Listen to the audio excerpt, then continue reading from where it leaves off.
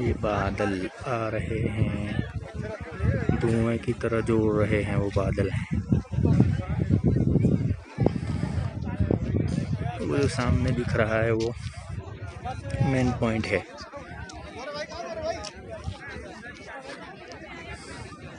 वहाँ खड़े रहकर बहुत सारे हजरत नज़र आ रहे हैं, फ़ोटो वगैरह निकालते हैं।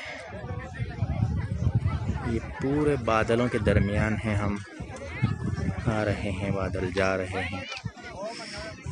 जब से हम आए तब से दूर दूर थे बादल, अब यहाँ आ गए हैं जहाँ पर हम सब हैं।